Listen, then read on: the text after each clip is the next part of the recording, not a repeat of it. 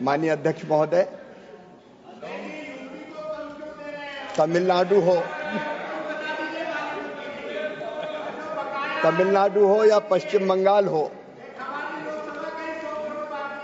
माननीय अध्यक्ष महोदय, मोदी जी के नेतृत्व में इस सरकार ने कभी किसी राज्य के साथ भेदभाव नहीं किया। तमिलनाडु का मजदूरी का और सामग्री का, क्योंकि अभी माननीय मंत्री जी ने बताया 86,000 करोड़ का प्रावधान है, 85,000 करोड़ रुपए हम जारी कर चुके हैं और शेष बची राशि की पाई हम बहुत जल्दी जारी करने वाले हैं। मजदूर को भी पूरी मजदूरी दी जाएगी और सामग्री मद का भी पूरा पैसा दिया जाएगा। माननीय अध्यक्ष महोदय, बंगाल के मित्र बात कर रहे थे, यूपीए और एनडीए के सरकार के समय अगर 2006-7 से 13-14 तक पश्चिम बंगाल में केवल 111 करोड़ मानव दिवस सृजित हुए थे, हमने 239 करोड़ मानव दिवस सृजित किए हैं और 14,985 करोड़ की राशि के विरुद्ध 54,515 करोड़ रुपया पश्चिम बंगाल को भी दिए गए हैं। ये कंप्लायंस पूरी कर दे, ये सरकार कोई भेदभाव नहीं करेगी और तमिलनाडु की भी पूरी की पूरी राशि, जैसे मैंने कहा, वो रिलीज की जाएगी, इसमें कहीं कोई संदेह नहीं है। सर, मेरा सप्लीमेंट्री प्रश्न है, जो सरकार ने किसानों की आय बढ़ाने के लिए एग्री इंफ्रा फंड लाया है, तो इसमें जो इकाइयां होती है उनको स्वयं की जमीन होना आवश्यक है, तो क्या सरकार इसमें जो लॉन्ग टर्म लीज होल्डर्स हैं उन्हें इस योजना का लाभ मिलाने के लिए सहकार्य करेगी?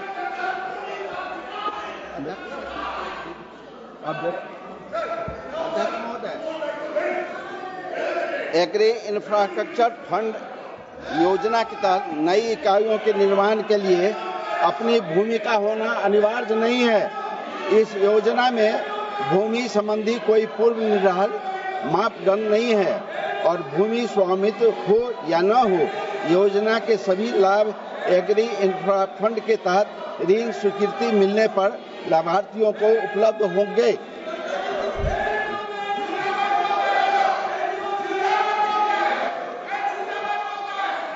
Shinde sir, thank you very much, आपने मुझे सप्लीमेंट्री पूछने का मौका दिया। सर, बहुत ही जरूरी प्रश्न है। प्रश्न, हमारे देश में बहुत से लोग एग्रीकल्चर छोड़ के क्यों जा रहे हैं, ये सवाल है और मैं चाहती हूँ सर फार्मिंग छोड़ के हमारे देश में लोग क्यों जा रहे हैं, ये बहुत ही जरूरी सवाल है।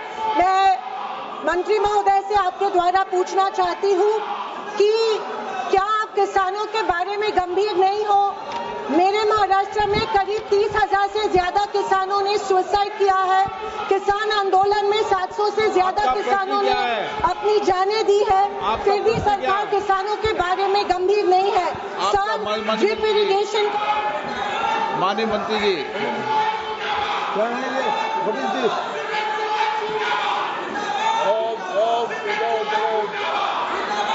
माननीय अध्यक्ष महोदय,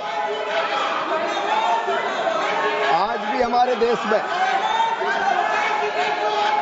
खेती पर 50% से ज्यादा आबादी निर्भर है और खेती को लाभ का धंधा बनाने के लिए एक नहीं अनेकों उपाय सरकार कर रही है। एक बात मैं पूरी गंभीरता के साथ कहना चाहता हूं माननीय अध्यक्ष महोदय, हमारी खेती पर वैसे ही बड़ी जनसंख्या निर्भर है और जो निर्भर जनसंख्या है वो फायदे की खेती करे। इसके लिए हमने मोदी जी के नेतृत्व में 6 सूत्री योजना बनाई है माननीय अध्यक्ष महोदय। एक, उत्पादन बढ़ाना, दूसरे, उत्पादन की लागत घटाना, तीसरे, उत्पादन के ठीक दाम देना, चौथा, नुकसान हो जाए तो उसकी भरपाई करना, पांचवा, कृषि का विविधीकरण और छठवां, जैविक और प्राकृतिक खेती। और मुझे बताते हुए खुशी माननीय अध्यक्ष महोदय कि पिछले 6 साल में किसानों की आय लगभग 60% मोदी जी के नेतृत्व में बढ़ाने का काम हुआ है। 60%। ये आंकड़े माननीय अध्यक्ष महोदय जो मैं आपके सामने रखना चाहता हूं, किसानों की आय अगर राज्यवार देखें तो आंध्र प्रदेश में 12-13 तक थी केवल 5,979 रुपया, अब बढ़ के हो गई 10,480 रुपया। अरुणाचल प्रदेश में 10,869 थी, बढ़ के हो गई 19,225 रुपया। आसाम में 6,695 रुपया से बढ़ के हो गई 10,675 रुपया। बिहार में 3,558 से बढ़ के हो गई 7,542। छत्तीसगढ़ में 5,177 से बढ़ के हो गई 9,677। गुजरात में 7,929 से 12,231। हरियाणा में 14,434 से 22,841। हिमाचल में 8,777 से 12,153। और इस तरह अगर अखिल भारतीय स्तर पर अगर देखा जाए माननीय अध्यक्ष महोदय, पश्चिम बंगाल में भी 3,890 से 6,742, कुल मिला के 6,426 रुपए से बढ़ के ये हो गई है 10,218 रुपया। 59% से ज्यादा आय बढ़ी है और आय बढ़ाने के उपाय लगातार सरकार आगे भी करती रहेगी। हाँ, इतना जरूर है माननीय अध्यक्ष महोदय कि कृषि से जनसंख्या का बोझ घटे और कृषि कार्य के अलावा बाकी कार्यों में भी अगर एक किसान के 3 बेटे हैं तो 2 खेती करे, एक किसी दूसरे काम में जाए। ये प्रयास करना आवश्यक है, उस दिशा में भी सरकार कदम उठाएगी। ये सदस्यगण,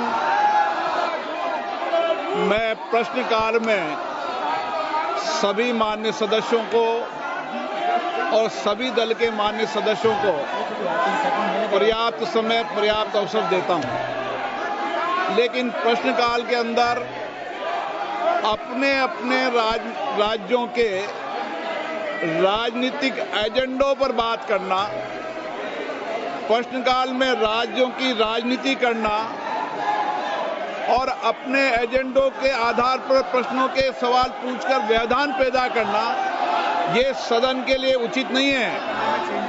प्रश्नकाल आप सवाल पूछ सकते हैं, मंत्री जी की जवाब देते कर सकते हैं, लेकिन प्रश्नकाल के अंदर अपने राज्यों को एजेंडों को, राजनीतिक एजेंडों को सवाल पूछना, राजनीतिक एजेंडों को लाना, ये सदन की मर्यादाओं के अनुरूप नहीं है। मैं पुनः आग्रह करना चाहता हूं, ये सदन प्रश्नकाल हो चाहे डिबेट हो, सहमति असहमति का है। आप अपना विरोध व्यक्त कर सकते हो, असहमति व्यक्त कर सकते हो, लेकिन जिस तरीके से प्रश्नकाल के अंदर आप अपने राज्यों के एजेंडों को लागू करना चाहते हो और एजेंडों पर आरोप लगाना चाहते हो, ये उचित नहीं है। मैं पुनः आपसे आग्रह करता हूं, आप अपने अपने सीट पर जाकर बैठिए। मैंने सभी को पर्याप्त समय, पर्याप्त अवसर दिया। आप फिर आग्रह कर रहा हूं, अपनी सीट पर जाके बैठिए। सदन की कार्रवाई, आप प्रश्नकाल नहीं चलाना चाहते, आप सदन में नियोजित तरीके से व्यवधान, गतिरोध पैदा करना चाहते हैं, ये उचित नहीं है। सदन की कार्रवाई आज 12 बजे तक के लिए स्थगित की जाती है।